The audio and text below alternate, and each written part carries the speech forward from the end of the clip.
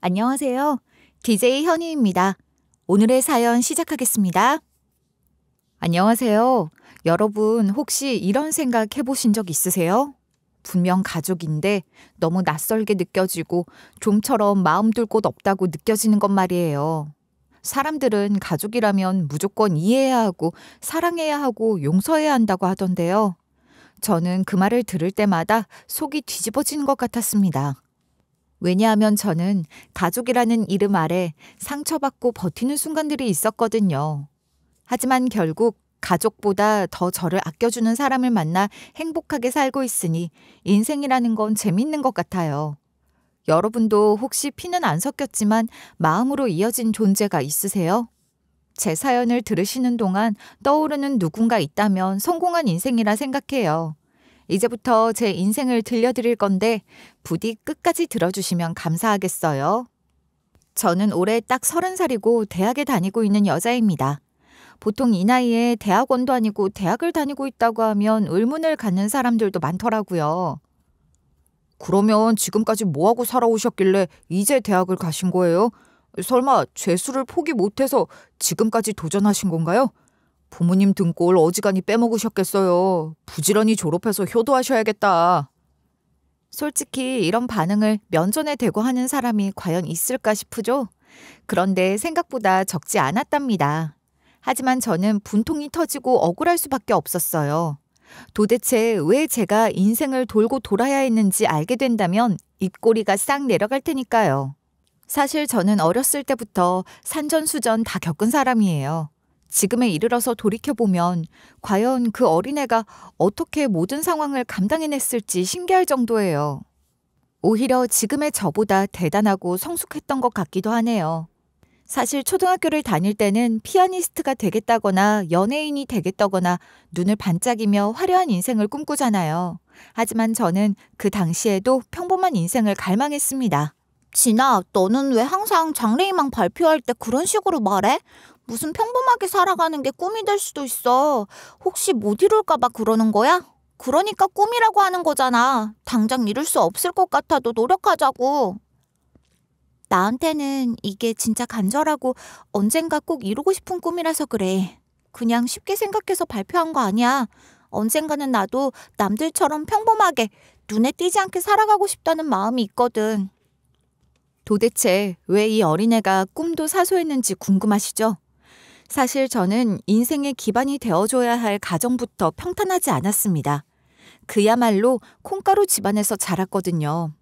사실 누구보다 저를 사랑해주고 지켜줘야 했을 엄마는 남성 편력이 어마어마했습니다. 그래서 저는 막장 드라마를 봐도 별 감흥 없었던 것 같아요. 저한테는 일상이나 다름없는 이야기에 왜 사람들이 열광하는지 이해가 안 가더라고요. 그래도 친부는 어떻게든 엄마를 감당해보려고 노력하셨어요.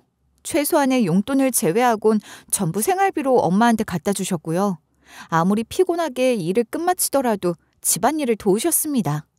심지어 엄마의 마음을 돌리기 위해 영화표도 끊고 여행 계획을 짜고 별의별 노력을 다하셨어요. 진아 엄마, 내가 갖다 주는 돈이 부족한 것도 아니고 주말마다 낚시를 가는 것도 아닌데 왜 자꾸 밖으로 놔두는 거야? 나 정도면 다정한 남편 아니야? 뭐가 그렇게 재미있어서 자꾸 사람들을 만나러 다녀? 그냥 남자로서 매력이 안 느껴지는 걸 어떡하라고. 이미 내 마음은 떠났으니까 포기해. 이런다고 내가 당신을 다시 사랑할 수 있을 것 같아? 감정이 식은 걸 어떡하란 말이야. 뭐 억지로 연기라도 해야 돼? 아무리 그래도 우리 사이에 진아가 있는데 이대로 갈라설 수 있어? 가정을 만들었을 때는 책임감이 있어야지. 단순히 서로가 남녀로 안 보인다고 해서 소홀히 하는 건 말이 안 되잖아. 제발 돌아와. 이날은 제가 지금까지도 선명하게 기억하고 있습니다. 왜냐하면 엄마가 말도 없이 외박하는 바람에 친부가 저한테 사과하며 잠을 재웠거든요. 하지만 두 분이 언성을 높이면서 저는 억지로 잠에서 깨 거실로 나갈 수밖에 없었어요. 당신이 발버둥 칠수록 솔직히 정 떨어져. 그냥 우스워 보이기만 해. 괜히 노력하지 말고 서로 놓아주는 게 좋겠어. 이 정도면 자존심 상하지 않아? 언제까지 나한테 구질구질하게 굴 거야. 진짜 한심하게 느껴져. 그때 친부의 표정은 정말 잊을 수 없습니다. 얼마나 비참해 보이고 처참해 보였는지 모르겠어요. 심지어 딸 앞에서 이런 말을 들었으니 모멸감이 드셨을 거예요. 그렇게 친부는 엄마를 포기하고 떠나셨습니다. 솔직히 저는 엄마에 대한 정보다 친부와 시간을 더 많이 보냈기 때문에 친부를 따라가고 싶은 마음이 굴뚝 같았어요. 아빠, 저도 같이 가면 안 돼요? 엄마는 저 예뻐하지도 않으시는데 같이 살기 싫어요. 아빠 말 잘 듣고 얌전히 있을 테니까 같이 가게 해주세요. 이대로 아빠랑 헤어지고 싶지 않아요. 제발 저도 데려가 주세요. 미안한데 그건 안 된다. 너도 알다시피 그동안 내가 고생을 많이 했잖니. 이제는 나도 자유롭게 살고 싶어. 아빠도 새로운 여자를 만날 거라서 네가 곁에 있으면 안 돼. 그냥 엄마랑 사는 게 너한테도 나을 것 같구나. 결국 저는 엄마랑 둘이 살게 됐습니다. 사실 그때라도 엄마가 정신을 차리셨다면 좋았을 거예요. 하지만 친부와 이혼하고 나서 더 활개치기 시작하더라고요. 도저히 어디 가서 초등학교 딸을 둔 애엄마라고 보기 어려울 정도였어요. 아예 대놓고 머리에 굵은 웨이브를 말고 진한 립스틱을 바르고 향수 냄새를 진동시키며 집을 나서더라고요. 심지어 거울 앞에 서서 한참을 거울 속 자기 모습을 들여다보더니 허리를 쫙 펴고 입꼬리를 올리는 연습까지 했어요. 어떻게든 남들한테 예뻐 보이기 위해 최선을 다한 거죠. 게다가 옷장에는 눈살이 찌푸려질 정도로 노출 심한 옷이 늘어났습니다. 그리고 밤마다 핸드폰을 붙잡고 킥킥거리며 웃다가 통화가 끝나면 옷 고쳐 입고 또 나가버리곤 했어요. 맹세코 과장하지 않고 하루에 저랑 눈이 마주치는 건 5번도 안 됐던 것 같아요. 그마저도 짜증 섞인 얼굴로 짐덩어리 취급했죠. 왜 또 기분 상하게 우울한 표정 짓고 있는 건데? 내가 너를 혼내기를 했어? 뭐 하기를 했어? 너도 네 친구들이랑 뛰어놀고 다니듯이 나도 내 행복 찾는 것뿐이야. 한참 기분 좋았는데 너 때문에 이게 뭐야? 심지어 엄마는 하도 여럿을 동시에 만나다 보니까 누구 피를 물려받았는지도 알지 못하는 10살 어린 동생까지 나왔습니다. 당시 저도 아직 초등학생이었는데 어쩔 수 없이 동생을 돌보는 일에 동원될 수밖에 없었어요. 솔직히 처음에는 엄마가 강요하니까 혼나지 않으려고 억지로 한 거였습니다. 하지만 어느 순간부터는 엄마가 종용하지 않아도 저 스스로 동생을 업고 다니거나 챙기게 되더라고요. 혹시나 동생이 새벽에 칭얼거리다가 깨면 인형을 옆에 눕혀서 달래줬어요. 그리고 분유를 타느라 주방에 불을 켜고 혼자 바쁘게 움직였답니다. 어린 마음에 혼자 간식값을 아꼈던 적도 있었어요. 나중에 동생 위해서 모아두고 싶었거든요. 그렇게 제 또래 친구들이 놀이터에서 그네 타고 있을 때 저는 동생 체온기를 재고 해열제를 챙기고 있었던 거예요. 하지만 억울하다는 감정은 크게 없었던 것 같아요. 지금 생각해보면 외롭고 혼란스러운 집에서 동생을 유일하게 저랑 같은 처지라고 느꼈던 겁니다. 너는 언니가 지켜줄 테니까 걱정하지 마. 얼른 무럭무럭 자라서 언니랑 대화 좀 해줬으면 좋겠다. 하도 입을 다물고 살다 보니까 말하는 법을 까먹을까 봐 걱정이거든. 10살이나 차이 나서 내가 재미없을지도 모르지만 잘 부탁해. 그렇게 제가 동생에게 애정을 붙이고 있을 때 우리 집에 아빠랍시고 들어오는 남자가 계속해서 바뀌었습니다. 하지만 저는 동생과 달리 그 남자들에겐 정을 주고 싶지 않더라고요. 왜냐하면 아빠라기에는 저랑 동생한테 티끌만큼도 관심이 없었어요. 게다가 엄마한테 들이대거나 수작 부리려는 남자 투성이었죠. 솔직히 아직 어린 제 눈에도 그 남자들은 영 건실해 보이지 않았습니다. 하지만 엄마는 오히려 그런 관심을 즐기는 것 같더라고요. 심지어 저한테 아빠로 인정하라며 강요하기도 했어요. 야, 너는 내 말이 말 같지도 않아? 엄마가 시키면 따라야 할 거 아니야. 괜히 고집 부려서 분위기 삭막하게 만들지 말고 너 내 애인 오면 알아서 웃으면서 인사해. 너 때문에 내 애인이 눈치 봐야겠어? 저는 그냥 엄마 남자친구 사이에 끼고 싶지 않아요.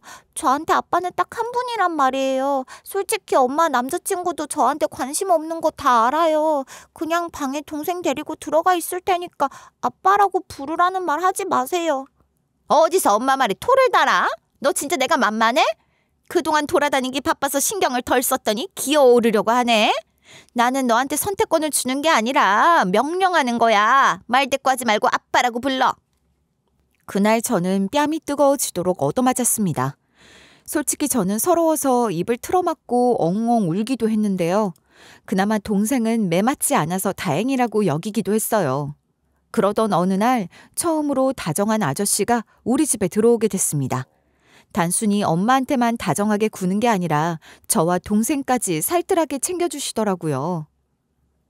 희애 씨한테 이렇게 귀여운 두 딸이 있었구나. 엄마 닮아서 둘 다 예쁘네. 아저씨는 너희 엄마를 사랑하는 사람이야. 아직 너희한테 이상하게 느껴질 수도 있지만 부지런히 노력할 테니 마음 열어줬으면 좋겠다. 아저씨, 저희한텐 잘 보이려고 하지 않으셔도 돼요. 어차피 엄마랑 만나시는 거잖아요. 혹시 방해될까봐 그러시는 거면 걱정하지 마세요. 저희는 여태까지 엄마가 누구를 만나든 반대한 적 없어요. 그런 것 때문에 노력하겠다는 게 아니야. 아저씨는 진심으로 너희랑 잘 지내고 싶어. 갑자기 이렇게 사랑스러운 두 딸이 생겼다니까 설레는데 너희도 눈치 보지 말고 아저씨한테 편하게 대했으면 해. 심지어 저는 난생 처음으로 아저씨표 스파게티도 먹어봤답니다. 아무리 얼어붙었던 마음이라도 이렇게 따스하게 대해주니 녹아내리기 마련이더라고요. 그렇게 저는 아저씨가 퇴근하고 찾아오기만을 기다렸습니다. 그리고 저뿐만 아니라 아직 말을 제대로 못하던 동생까지 아저씨를 반겼어요. 결국 저는 처음으로 엄마의 재혼을 기쁘게 생각하게 된 거죠. 아저씨는 시간이 지날수록 더 좋은 분이라는 걸 깨닫게 해주셨습니다. 항상 진심으로 우리 자매를 안쓰럽게 생각해 주셨거든요. 어쩌면 엄마를 챙기는 것보다도 더욱 저와 동생을 보살펴 주셨다고 해도 과언이 아니었어요. 심지어 비 오는 날에는 직접 우산을 들고 우리 학교 앞까지 데리러 오신 적도 있었답니다. 친구들이 진짜 아빠가 데리러 온 줄 알고 부러워하는데 어깨가 올라가더라고요. 그리고 엄마가 원래 아침밥을 차려주지 않은 분이셨는데요. 아저씨가 직접 부엌에 들어가서 따뜻한 밥과 국을 챙겨주셨어요. 오죽하면 엄마가 농담으로 질투난다고 하실 정도였죠. 진짜 웃긴다, 당신. 누가 보면 내가 아니라 당신이 부모인 줄 알겠어. 이러다 나 진짜 질투할지도 몰라. 당신 눈빛이 완전 자기 딸 보는 눈빛이라고. 하루 종일 데이트 나가자고 조르는데도 애들 챙기긴 하고 말이야. 내심 엄마도 양아치스러운 남자들만 만나다가 젠틀하고 매너 있는 아저씨를 만나게 된 게 자랑스러워 보이셨습니다.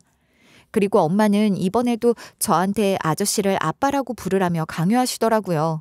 하지만 선뜻 아빠라는 말이 입 밖으로 안 나왔어요. 왜냐면 엄마랑 아저씨는 정식으로 재혼한 사이가 아니었거든요. 두 분은 그저 사실혼 관계였고 언제 아저씨가 떠날지 몰랐어요. 그래서 저는 아저씨에게 부담드리고 싶은 마음이 없었습니다. 그동안 엄마가 얼마나 금방 실증내는지 가장 가까이에서 지켜봐왔으니까요. 솔직히 이런 말하면 사연 들으시는 분들이 불효녀라고 손가락질할지도 몰라요. 하지만 저는 엄마랑 비교했을 때 아저씨가 훨씬 아깝게 느껴지기도 했어요. 아직은 아빠라고 부르기 좀 그러네요. 그렇다고 아저씨가 불편하다는 건 절대 아니에요. 그냥 지금 이대로도 너무 좋아요. 항상 감사하게 생각하고 있어요. 나중에 아저씨처럼 좋은 어른이 되고 싶다는 생각도 들거든요. 제가 아빠라는 호칭을 거부하니까 아저씨는 내심 서운해 하시는 것 같았습니다. 하지만 절대로 저랑 동생한테 강요하지는 않으시더라고요. 그럴 수 있지. 아직은 좀 이른가 보다. 갑자기 바뀐 환경이라 적응할 시간이 필요할 거라고 생각해. 괜히 아저씨한테 미안해서 억지로 부르지 않아도 돼. 아저씨를 좋은 어른이라고 생각해 주는 것만으로도 고맙다. 사실 이 당시에 저는 더 이상 산타의 존재를 믿지 않는 아이였습니다. 그런데 그 순간만큼은 아저씨가 산타처럼 느껴지더라고요. 아무런 조건도 없이 저를 따스하게 대해주셨으니까요. 언제나 아저씨와 함께하는 순간이라면 선물 같다고 생각했어요. 심지어 제 인생 처음으로 놀이공원에 간 것도 아저씨가 데려가 주신 덕분이었습니다. 비록 동생은 아직 어려서 같이 가지 못했지만 5손가락 안에 꼽을 수 있을 만큼 행복했어요. 처음에는 놀이기구가 무서워서 눈도 제대로 못 떴는데요. 옆에서 아저씨가 손잡아 주시니 든든하더라고요. 그리고 제가 비명을 지를 때마다 귀엽다며 웃으시더군요. 게다가 아저씨는 제가 손가락으로 가리키는 대로 솜사탕이나 추러스 같은 간식을 모조리 다 사주셨어요. 그리고 귀여운 토끼 머리띠도 사주셔서 하루 종일 쓰고 다녔죠. 사실 엄마랑 아저씨의 데이트에 제가 낀 거라 엄마는 불만이 많으셨는데요. 아저씨는 아랑곳하지 않고 저를 챙겨주셨습니다. 둘이 특별한 데이트 좀 하자고 했더니 특이한 데이트를 만들어버리네. 굳이 왜 애를 데리고 온 거야? 분위기 잡기는커녕 애 비명소리 듣느라 귀 따가워 죽겠잖아. 얘도 좀 더 크면 지 친구들이랑 알아서 잘 다닐 텐데. 에이, 희애 씨가 그렇게 말하면 진아가 섭섭하잖아. 이왕 놀이공원 오는 건데 어린이를 두고 오면 안 되지. 솔직히 우리 둘보다 진아가 제일 즐겁게 누릴 수 있는 나이잖아. 이제 그만 표정 풀어. 꼭 제가 동화 속 주인공이 된 것 같은 하루였습니다. 이대로 시간이 멈춰버리기를 바랄 정도였으니까요. 그날 집으로 돌아가기 직전까지 아저씨는 아무리 줄이 길어도 제 옆에 서서 같이 기다려주셨고요. 평생 찍을 사진을 다 찍어주셨던 것 같아요. 진짜로 제가 사랑받는 아이가 된 기분이었어요. 이렇게 행복한 시간이 오래 지속되기를 간절히 바라고 있었는데요. 현실은 안타깝게도 무너져버리고 말았습니다. 제가 중학교 2학년이 되었을 때 엄마의 눈빛이 변하기 시작했거든요. 예전처럼 화장대 앞에 앉아 진하게 립스틱을 바르며 웃었고요. 휴대폰 들고 피식피식 웃는 모습이 어쩐지 낯설지 않아 더 불안했습니다. 왜냐하면 그건 엄마가 누군가에게 설렜을 때의 표정이라는 걸 이미 너무 많이 봐온 저였기 때문에 바로 알 수 있었거든요. 이미 말릴 틈도 없이 엄마는 다른 남자에게 눈이 돌아간 것 같더라고요. 철우 씨, 내가 이따가 자기 회사 앞으로 갈 테니까 오늘 저녁 같이 먹자. 아무리 참으려고 해도 보고 싶은 걸 어떡해. 원래 사랑이라는 게 이렇잖아. 당신은 재채기 참을 수 있어? 나도 절대 못 참아. 솔직히 엄마가 너무 철없게 느껴져서 야단치고 싶었습니다. 하지만 상상으로만 몇 번 언성을 높였을 뿐 현실적으로는 불가능한 일이었어요. 그동안 아저씨가 너무 좋은 사람이라 드디어 엄마도 정착했구나 싶어서 마음 놓고 있었기 때문에 청천벽력같이 느껴지더라고요. 그나마 제가 엄마의 바람을 눈치챘을 시점에는 아저씨는 아직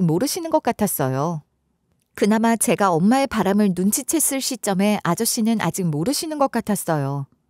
하지만 저는 갈팡질팡 고민할 수밖에 없었죠. 만약 제가 이기적으로 저만 위한다면 엄마의 바람을 눈감았을 거예요. 그런데 아저씨같이 너무 좋은 어른이 차마 뒤통수 맞고 살도록 놔두기 죄송하더라고요. 결국 저는 머리 아픈 고민 끝에 아저씨한테 이실직고 했습니다. 아저씨, 이제 우리 엄마 믿지 마세요. 엄마가 또 다른 남자를 만나고 있어요. 사실 지난주에 알게 됐는데 이제야 말씀드려서 죄송해요. 아저씨랑 헤어져야 하는 게 슬퍼서 고민했어요. 그래도 아저씨는 좋은 분이시니까 다른 좋은 분 만나실 수 있을 거예요. 저는 눈을 질끈 감고 사실을 고백했습니다. 당연히 아저씨의 불호령이 떨어질 거라고 생각했죠. 아무리 인내심 많은 어른이라고 해도 충분히 화날 수 있는 일이니까요. 그런데 아저씨는 이미 알고 계셨더라고요. 오히려 제 머리를 쓰다 주시면서 사과하셨어요. 아이고, 우리 진아가 알아버렸구나. 내가 너한테 어른으로서 너무 미안하다. 아무리 또래보다 성숙하다고 해도 어린데 이런 일을 알게 되다니. 너는 나한테 사과하지 않아도 돼. 네가 잘못한 건 하나도 없다. 분명 아저씨도 마음속으로는 상처를 받으셨을 텐데 저한텐 그런 표현을 하지 않으셨습니다. 사실 아저씨는 이미 눈치채고 계셨음에도 이런 환경에 저랑 동생을 남겨두기 미안해 참고 계신 거였어요. 아직 15년 정도 산 인생이었지만 아저씨처럼 어른다운 어른은 처음이었죠.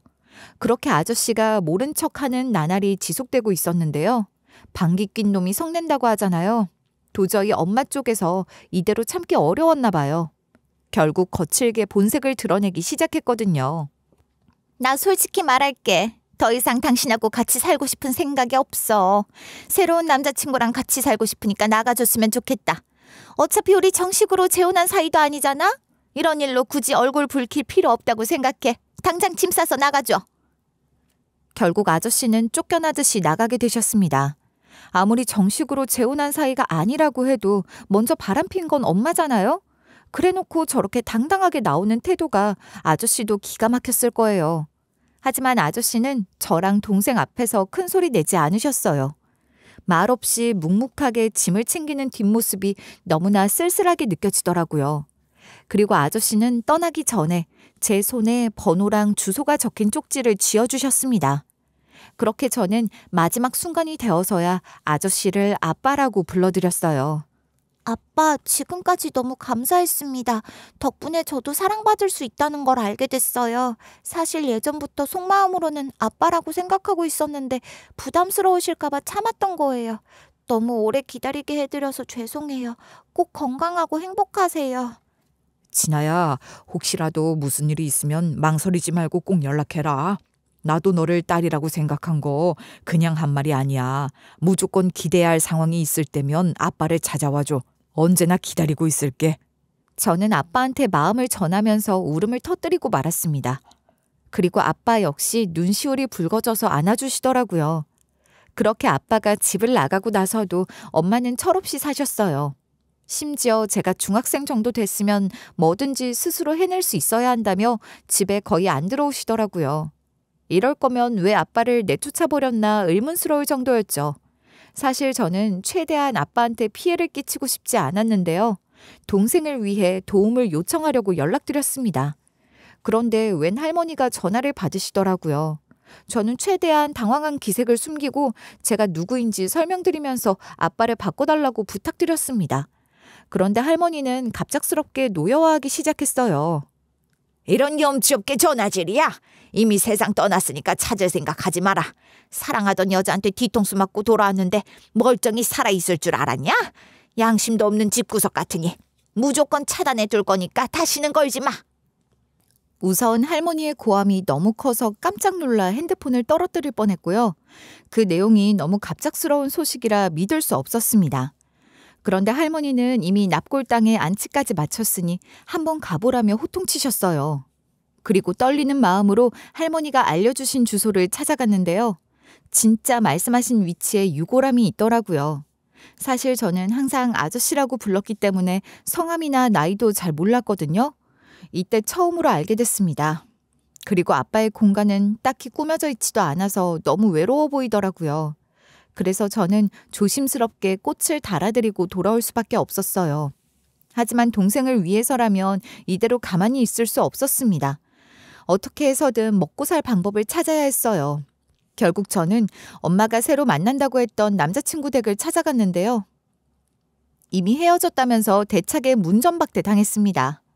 너 나 알아? 나는 이미 그 여자랑 끝난 사이야. 여기가 어디라고 찾아와? 나는 그냥 네 엄마랑 조금 즐겼을 뿐인데 책임이라도 지라는 거야. 니네 엄마부터가 책임감이라고는 조금도 없는 여자인데 뭘 바라고 왔어? 썩 꺼져! 하도 무섭게 고함 질러서 저는 아무 말도 하지 못하고 집으로 돌아왔습니다. 그리고 몇 개 남지 않는 라면 중 하나를 뜯어 끓여 먹었죠. 계속 똑같은 음식을 먹고 있던 상황이라 질릴만도 한데 워낙 줄인 배를 채우는 거라 꾸역꾸역 들어가긴 하더라고요. 그런데 뜻밖에도 엄마가 집으로 돌아오셨어요. 하지만 반가운 얼굴은 전혀 아니었습니다. 오히려 저승사자 같은 얼굴이었고 분위기 역시 딱 봐도 심상치 않더라고요. 너는 도대체 내 인생에 도움이 안 되는구나. 거기가 어디라고 네가 찾아가. 너 때문에 진작 헤어진 놈한테 잔뜩 핀잔당했잖아. 이딴 식으로 내 자존심에 금이 가게 만들어? 너 같은 건 딸도 아니야. 아무래도 엄마의 전 남자친구가 제가 다녀갔던 이유로 엄마한테 한 소리 한 것 같았습니다. 도저히 저한테 폭언으로 화풀이해도 분이 풀리지 않는다는 듯이 난리를 치더군요. 제가 다 먹지도 못한 라면 냄비를 들고 싱크대에 내팽개쳤고요. 제 옷깃을 잡아 끌면서 비틀고 흔들었습니다. 당연히 저는 엄마한테 힘으로 상대가 안 돼서 휘청거릴 수밖에 없었죠. 게다가 엄마가 거실 테이블을 발로 차는 바람에 컵이 와장창 깨져버리고 말았어요. 심지어 엄마의 눈은 충혈돼 있어서 두려운 마음이 컸던 것 같아요. 그리고 동생까지 자다가 놀라는 바람에 깨서 울더라고요. 그렇게 한바탕 소란이 끝나고 나서 제 마음은 그야말로 처참했습니다. 설마 이렇게까지 엄마한테 중요하지 않은 존재일 줄 몰랐어요. 결국 저는 고민 끝에 엄마가 잠든 틈을 타서 동생을 안아들고 가출했습니다. 그리고 떨리는 마음으로 보육원을 찾아갔어요. 다행히 중학생도 입소를 받아주는 곳이라서 얼마나 마음이 놓였는지 몰라요. 진아야, 동생까지 데리고 고생 많았지. 여기가 뭐 넉넉한 곳은 아니지만 마음만은 따뜻하게 품어줄 수 있어. 이젠 편하게 있어도 돼. 너무 긴장하지 말고 네가 쉴 수 있는 공간이라고 생각해. 그렇게 저는 공부도 하고 동생도 챙기면서 지낼 수 있었습니다. 솔직히 엄마가 아무리 그래도 친딸 둘을 찾으러 오시지 않을까 하는 기대도 내심 있었거든요. 하지만 엄마는 도저히 데리러 오지 않으시더라고요. 그러고 시간은 부지런히 흘러 제가 20살을 앞두고 보육원에서 나오게 됐는데요. 동생은 아직 초등학생인데다가 제가 먹여 살릴 수 있는 환경이 아니니 두고 나왔어요. 대신 주기적으로 보육원에 방문해서 동생이 안심할 수 있도록 챙겼죠. 언니, 많이 힘들어? 어떻게 살이 더 빠진 것 같은데 괜찮은 거야? 괜히 나보러 오지 말고 언니도 주말에는 쉬어야 할 것 같아. 이러다가 언니가 아프게 될까 봐 그게 더 걱정스러워. 나는 여기서 잘 지내고 있잖아. 됐어. 어차피 다이어트도 되고 괜찮아. 너라도 보러 오니까 내가 힘낼 수 있는 거야. 너야말로 내 걱정하지 말고 친구들이랑 잘 지내고 선생님 말씀 잘 들어. 언니는 다음 주에 또 올 거니까 그때까지 잘 있어야 돼. 우리 자매는 워낙 서로 의지하면서 자랐기 때문에 돈독했습니다. 때때로 성숙하게 저를 위로하는 모습을 보면 안쓰러운 마음도 들더라고요. 그래서 동생 앞에선 일부러 하나도 힘들지 않은 척했어요. 하지만 세상은 결코 호락호락하지 않더라고요. 나름 어릴 때부터 다사다난했기 때문에 험난한 세상을 버틸 자신이 있다고 믿었거든요. 하지만 생각보다 쉽지 않은 일투성이었습니다. 이제 막 새로운 일을 배우는 건데도 매번 서툴다는 이유로 혼나서 하루 만에 잘리기 일쑤였어요. 결국 저는 고민 끝에 엄마랑 살던 집을 찾아갔습니다. 5년 전에 살던 집이라 이미 이사 가지 않았을까 싶기는 했는데요. 제가 자라온 곳이라 그런지 발이 움직이더라고요. 그런데 놀랍게도 엄마는 그대로 그 집에 머물고 계셨습니다. 여전히 만취에 늘어져 있었고 남자를 찾으며 살아가고 있더군요. 그나마 엄마도 나이를 먹어서 그런지 예전처럼 밖을 나돌지는 않는 것 같았어요. 그리고 가장 놀라웠던 건 엄마가 저를 반겨줬다는 거였죠. 진아야, 그동안 어떻게 지낸 거야? 너 잃고 나서 내가 반성 많이 했다. 엄마라는 게 자식 제대로 보살피지도 못하고 얼마나 후회스러웠는지 몰라. 네가 너무 고생을 많이 한 것 같아서 죄스럽더라. 엄마는 오열하면서 저를 끌어안아 주셨습니다. 많이 후회하시는 기색이 느껴지더라고요. 그러니까 저도 저절로 눈물이 흐르는 것 같았습니다. 사실은 엄마도 저를 딸이라고 생각하기는 했다는 것을 깨달아서 그랬나 봐요. 그렇게 저는 동생을 보육원에서 빼오고 집으로 데려왔어요. 그러고 나서 다시 한번 용기를 내 아르바이트를 구하러 다녔죠. 비록 몸은 힘들었지만 돈을 모으고 있다는 사실이 뿌듯하더라고요. 그러던 어느 날 청천벽력 같은 소식이 떨어졌습니다. 아니, 제가 신용불량자가 됐단 거예요. 최대한 안 쓰고 모으기만 하던 저로서는 눈앞이 캄캄해지는 일이었죠. 그런데 알고 보니 엄마가 제 명의로 대출을 받았더라고요. 감히 제가 갚을 수 있을 거라고 기대할 수 없는 돈이었어요. 엄마, 도대체 이게 뭐예요? 어떻게 저한테 한마디 말도 없이 대출을 받으실 수 있어요? 이 돈 어디에 쓰신 건데요? 안 그래도 살기 빠듯한데 어떻게 딸한테 빚을 지게 만드실 수 있어요? 진짜 저를 딸로 생각하시는 게 맞긴 해요? 야, 너 어디서 큰 소리야? 아직 젊기만 한 게 그냥 일해서 돈 벌면 갚을 수 있잖아. 너 낳아준 엄마한테 이 정도도 못 해줘? 누가 그렇게 눈을 희번뜩하게 뜨래? 어차피 갚으면 되는 건데 과하게 반응하지 마라. 제가 울분을 토하는데도 엄마는 적반하장으로 나왔습니다. 어떻게든 열심히 살아가 보려고 노력하는데 이러니까 정말 절망적이더라고요. 그저 울음밖에 안 나왔죠. 솔직히 희망이 없어서 스스로 인생을 끝내버려야겠다는 생각이 들었어요. 그런데 그 찰나에 아빠가 생각나더라고요.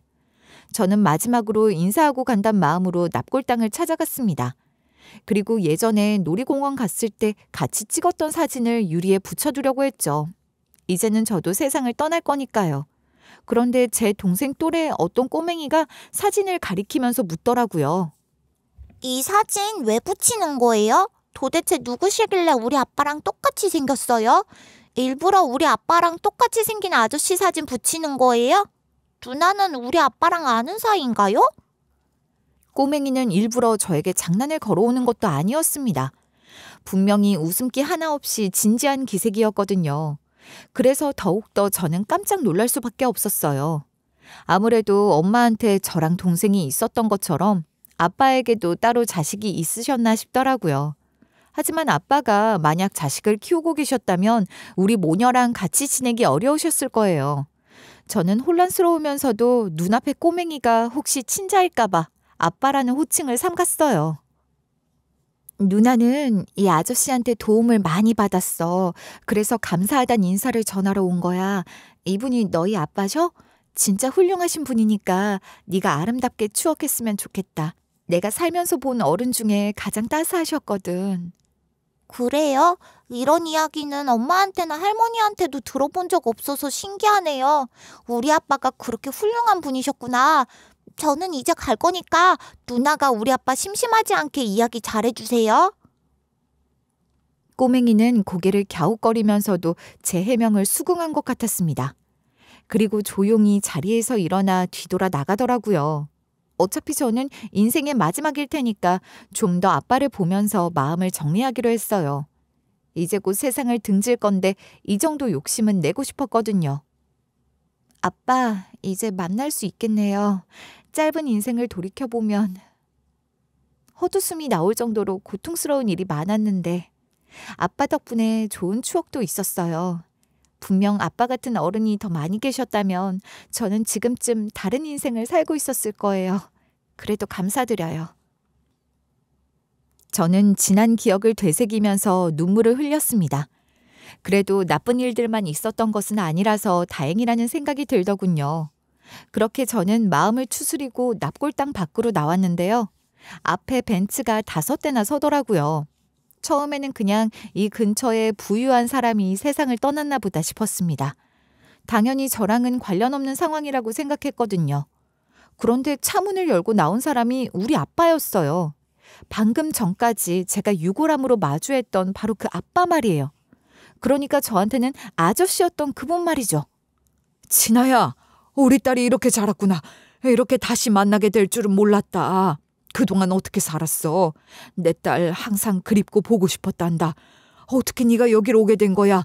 다시는 못 보고 살까봐 가슴에 담아두고 있었는데. 하도 감정적으로 충격을 받아서 제가 헛것을 보는 줄 알았는데요.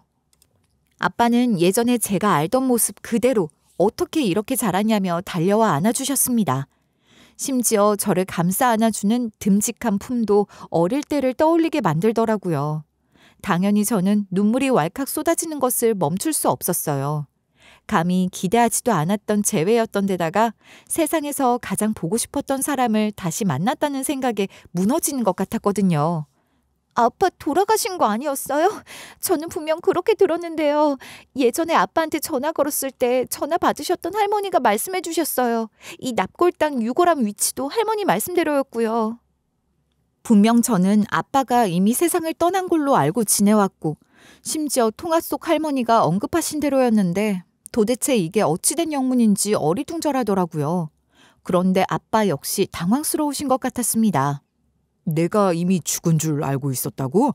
나는 여태까지 죽을 위기는커녕 별탈 없이 지내왔다. 오히려 네가 연락 한 통 없길래 네 엄마가 만났다던 새로운 남자랑 잘 지내고 있는 줄 알았어. 도대체 전화는 언제 했던 건데? 아빠는 아예 제가 전화를 걸었다는 사실조차 모르고 계셨습니다. 게다가 제가 꺼냈던 사진을 보고 본인 아빠랑 똑같이 생겼다고 했던 꼬맹이는 아빠의 조카라고 하더라고요. 아무래도 형제끼리 너무 닮아서 꼬맹이가 착각했던 거예요. 그리고 제가 전화를 걸었던 시점을 알려드리니 아빠 입장에서는 형을 떠나보낸 지 얼마 되지 않았을 때였다고 했습니다.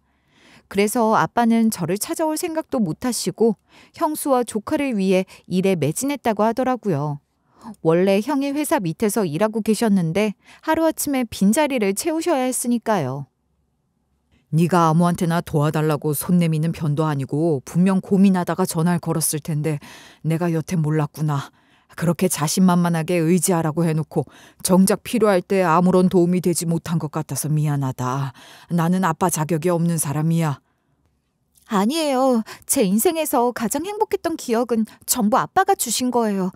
비록 제가 아빠의 피를 물려받은 친딸은 아니지만 진심으로 감사하게 생각해요.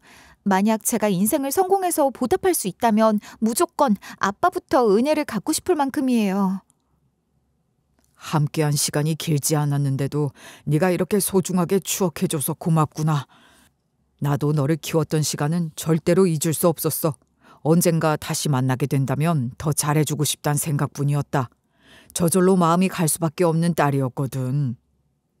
솔직히 저는 아빠한테 피 한 방울 안 섞인 딸이잖아요. 심지어 같이 살았던 기간도 몇 년밖에 안 되는 사이였죠. 그런데도 아빠는 진짜 딸을 만난 것처럼 반가워하시고 뭉클해하셨습니다. 계속해서 제 손을 어루만지고 뺨을 쓰다듬어 주시면서 울먹이시더라고요. 저 역시 눈물을 참을 수 없어서 흐느낄 수밖에 없었어요. 그리고 아빠는 저를 차에 태워 댁으로 데려가셨습니다. 그때까지도 꿈을 꾸는 듯한 기분이 들더라고요. 아무래도 제가 이토록 비싼 차 안에 당당하게 탑승했다는 것도 믿기지 않았으니까요. 그리고 아빠는 제가 그동안 어떻게 살았는지 많이 궁금해하셨습니다. 딱히 상기하고 싶지 않은 기억들이었지만 아빠를 위해서 조심스럽게 자초지종을 전했죠. 그렇게 제가 착잡한 목소리로 하나둘씩 근황을 꺼내놓으니 아빠는 순식간에 얼굴이 불그락 푸르락해지셨어요. 사실 오늘이 제 인생의 마지막 날이 될 거라고 생각해서 아빠 납골당에 찾아온 거였어요. 아무리 고생스러워도 아빠랑 함께했던 기억은 좋았거든요. 꼭 감사하다는 인사를 전하고 싶었어요. 설마 이렇게 살아계실 줄은 몰랐는데 하마터면 억울할 뻔했네요. 어떻게 그 여자는 여전히 철없이 살고 변함없이 자식한테 피해를 끼칠 수 있는 거냐? 아니, 딸들이 보육원에서 자라다가 돌아왔는데도 반성은 없이 빚까지 떠안겨줬단 거야? 그러고도 엄마가 맞긴 해? 아빠는 불같이 분노하셨고 금방이라도 엄마의 멱살을 잡을 것 같은 눈빛을 보내셨습니다. 그리고 아빠는 이대로 제가 인생을 포기하지 않도록 도와주겠다며 선언하셨어요. 바로 명의도용 고소부터 채무 부존재 확인 소송까지 결심할 수 있도록 해주신 거예요. 사실 저는 이런 방안이 존재하는 것도 몰랐고 그저 꼼짝없이 제 명의로 만들어진 빚을 갚아나가야 하는 줄 알았습니다. 그래서 하늘이 무너져도 솟아날 구멍이 있다는 것처럼 빛이 들어온 것 같은 느낌을 받았어요. 그렇게 저는 증거를 확보하기 위해 엄마에게 다시 전화를 걸었어요. 엄마, 그때 제가 너무 격하게 반응했던 것 같아요. 다시 상황을 천천히 파악해 보려고요. 이미 벌어진 일인데 마냥 좌절하고 있을 순 없잖아요. 그러니까 엄마는 제 서류를 이용해서 마음대로 대출을 받으신 거죠? 그래, 별걸 다 확인하네. 너 어차피 아르바이트 하고 있어서 금방 돈 또 모을 거니까 빌린 것뿐이다. 가족끼리 뭐 이런 것까지 일일이 동의를 받아야 돼? 그냥 좀 도와줄 수 있는 거 아니야? 괜히 빡빡하게 굴지 말라고. 여전히 천하태평한 목소리로 뻔뻔하게 나오는 엄마를 생각하면 속이 뒤집혔습니다. 하지만 저는 최대한 침착하게 대응했어요. 이미 용서하는 척하면서 제가 대출받은 당사자가 아니라 엄마가 마음대로 대출받은 거라는 녹취를 따낸 거죠. 그리고 그 대출받은 시점에 저는 실제로 아르바이트 중이었다는 근무 기록과 CCTV까지 확보했어요. 전부 아빠 덕분에 부지런히 움직일 수 있었던 거예요. 진아야, 너한테는 아빠가 있잖아. 절대로 혼자 감당해야 한다고 겁먹지 말거라. 무슨 일이 있어도 네가 다치지 않도록 지켜주겠다고 약속할게. 그 여자가 다시는 엄마라는 이유로 너한테 소나기 뻗지 못하도록 내가 네 앞에 있을 거다. 결국 엄마는 집행유예를 선고받았고 벌금과 피해 변제까지 명령받았습니다. 하지만 엄마는 그렇게 일이 터지고 나서도 끝끝내 정신을 못 차리더라고요. 분명 자기가 저지른 죗값을 치러야 하는 상황인데 제 탓하려고 했거든요. 어떻게 배 아파서 너를 낳아준 엄마 뒤통수를 칠 수가 있어. 남들은 효도한다고 해외여행 보내주고 가방 사준다던데 너는 네 엄마를 사지로 몰아넣어? 내가 너 절대로 용서 안 해. 너 낳고 먹은 미역국이 제일 후회스럽다. 엄마는 분노를 참지 못해서 고함을 지르고 본인 머리채를 쥐어뜯으면서 난리를 쳤습니다. 하지만 아빠가 극대노하면서 저를 보호해 주시더라고요. 당신이 진아한테 유일하게 잘해준 건 나랑 만날 수 있게 해줬다는 것뿐이야. 그것 말고는 떳떳하게 말할 수 있는 게 뭐가 있어. 세상에 낳아놓기만 하고 방치하면 다냐고. 이제 와서 부모 노릇할 생각하지 말고 평생 반성해. 이제 진아는 내 딸이야. 아무리 아빠가 공격적으로 나와도 아빠는 눈 하나 깜짝하지 않으셨습니다. 예전에는 두 분이 서로 사랑했기 때문에 엄마도 아빠가 이렇게 단호하게 나오시는 건 처음 보는 것 같더라고요. 결국 엄마도 아빠의 기세에 쫄아서 말을 잃으셨거든요. 그렇게 엄마는 이제 더 이상 남자들한테 빌붙어 살지도 못하고 일용직을 전전하면서 살고 계시다고 했어요. 아무래도 어디 가서 내밀 수 있는 경력이 있는 것도 아니다 보니 새벽마다 나가서 아파트 청소를 하시거나 인력시장 앞에 줄을 서 있다가 불려가서 허드렛 일을 하신다고 하더라고요. 심지어 장갑도 제대로 끼지 않은 채로 시멘트 자루를 나르고 비닐하우스 철거 현장에서 먼지 구덩이 속을 버티기도 하셨대요. 예전에는 남자들한테 밥 한 끼 사달라며 애교 부리면 뭐든 해결됐지만 이제는 누구한테도 감히 기댈 수 있는 상황이 아니었던 거죠. 이걸 제가 어떻게 아냐고요? 엄마는 몸으로 직접 고생해 보시고 나서 정신 차리셨는지 저한테 사과하러 찾아오셨습니다. 내가 이 나이 먹고 이제야 이런 말을 꺼내는 게 얼마나 우스워 보일지 안다. 그래도 너한테 직접 사과를 해야 할 것 같아서 왔어.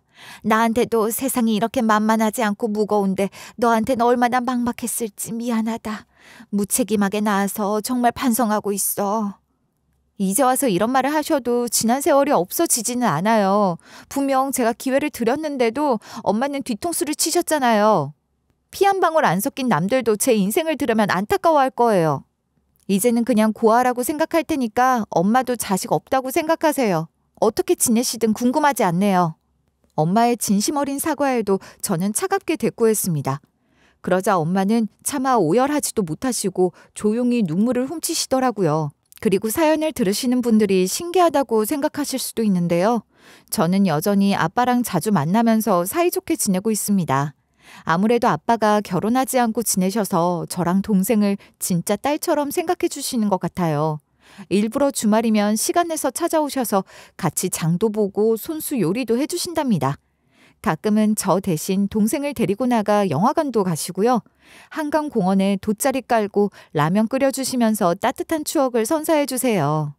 물론 저도 너무나 행복하지만 동생이 활짝 웃는 모습을 보게 되니 얼마나 기쁜지 모르겠어요. 아무래도 동생 역시 범상치 않은 일을 겪으며 성장했으니까요. 요즘 우리 딸 둘 다 볼살이 올라서 예쁘구나. 괜히 살 빼려고 전전긍긍하지 마라. 건강이 최고인 법이니까 너희는 이제 마음 놓고 행복을 누릴 줄 알아야 돼. 그동안 고생 많이 했으니까 아빠가 최고로 즐겁게 만들어주고 싶다. 이러다가 굴러다닐지도 모르겠는데요. 이미 마음이 풍요로워서 더 바랄 것도 없어요. 우리 둘은 충분히 기쁘게 지내고 있으니 아빠도 건강 잘 챙기세요. 아빠가 곁에 오래 계셔주시는 게 무엇보다 소중하거든요. 아빠가 진심으로 우리 자매를 아껴주실 때마다 가슴이 찌르르하게 뭉클해집니다. 그리고 저는 할머니한테도 사과를 받았어요. 내가 그때 말을 참 경솔하게 했던 것 같다. 네 엄마가 잘못한 건데 왜 너한테 화풀이한 건지. 그때 우리 아들이 애 둘 딸린 이혼녀 만나다가 돌아온 것도 기가 막혔는데 혼삿길까지 막혀버릴까 봐 걱정이 많았던 것 같구나. 어차피 지금까지 스스로 장가 안 갈 줄 알았다면 너한테 나쁘게 굴지 않았을 텐데. 할머니, 저는 진짜로 괜찮아요. 충분히 이해할 수 있는 부분이라고 생각하거든요. 오히려 제가 친손녀도 아닌데 사과해 주셔서 감사해요. 이제는 다 지나간 일이니까 마음에 담아두지 마세요. 원래 가족은 서로 이해해주는 법이니까요. 할머니는 단순히 말로만 우리 자매를 받아주신 게 아니었습니다. 제 동생이 성인이 될 때까지 많이 돌봐주셨거든요. 물론 연세가 있으셔서 아침부터 밤까지 데리고 계시는 건 아니었고요. 제가 집을 비워야 하는 시간 동안 동생의 저녁을 챙겨주시거나 댁에 머물 수 있도록 해주신 거였어요. 그리고 지금까지도 제 동생과 할머니는 서로 돈독해서 둘만의 시간을 보내고 오기도 한답니다. 언니, 오늘 나 할머니랑 만나서 팥죽 먹기로 약속했으니까 저녁 알아서 혼자 먹어. 여태까지 먹어본 팥죽은 생각이 나지도 않을 정도로 맛있는 곳이래. 지난번부터 예약해두고 기다린 곳이라 떨려. 너 이제 나보다 할머니랑 지내는 걸 좋아하는 것 같다. 할머니랑 조심히 다녀오고 든든하게 먹고 와. 할머니가 너를 편하게 생각하시고 예뻐하시는 것 같아서 보기 좋다. 다음에 또 이런 약속 있으면 내 걱정 말고 다녀와. 비록 우리 자매가 엄마에 대한 정은 없이 자랐지만 인복은 넉넉한 것 같지 않나요? 게다가 저는 아빠의 도움으로 동생과 둘이 충분히 여유롭게 지낼 수 있을 만한 집을 얻었어요. 그리고 늦게나마 대학까지 진학할 수 있었죠. 이만큼 나이를 먹고 새내기가 되었다는 사실이 쑥스럽기도 하지만 두근거리기도 하더라고요. 아무래도 제 인생에서 기대할 수 없을 것 같던 도전을 하게 된 거니까요. 아빠, 지금까지 저를 키워주신 걸로도 충분히 감사한데 제가 미래를 기대해 볼 수 있도록 지원해 주셔서 감사해요. 어떻게 해야 이 은혜를 전부 다 갚을 수 있을지 모르겠어요. 차근차근 고민해 볼 테니까 앞으로도 함께 해주세요. 원래 아빠라는 사람들은 자식한테 뭐든 해주고 싶은 법이다. 너는 그 예전에 처음 만났을 때부터 내 딸이었다는 거 잊지 마라. 항상 내가 주는 사랑을 당연하게 생각하지 않아줘서 더 고맙구나. 이렇게 사연을 쓰다 보니 다시 한번 아빠에게 감사드리고 싶은 마음이 크네요. 분명 저는 아빠랑 피 한 방울 섞이지 않았지만 이런 사랑을 받을 수 있어서 감사합니다. 앞으로는 제가 아빠에게 기댈 수 있는 딸이 되고 싶어요. 이렇게 받은 사랑을 또 누군가에게 돌려주는 것이 바로 은혜를 갚는 길이 아닐까 하는데요. 진정한 인생 역전이란 눈물 흘리며 바닥치고 있더라도 옆에서 손 내밀어주는 사람을 만나는 거라고 생각해요. 그러니 여러분들도 주변에 누가 있는지 한번 둘러보시기를 바랍니다. 분명 인생의 소용돌이가 몰아쳐도 소중한 사람 덕분에 일어날 수도 있을 테니까요. 지금까지 들어주셔서 감사드립니다.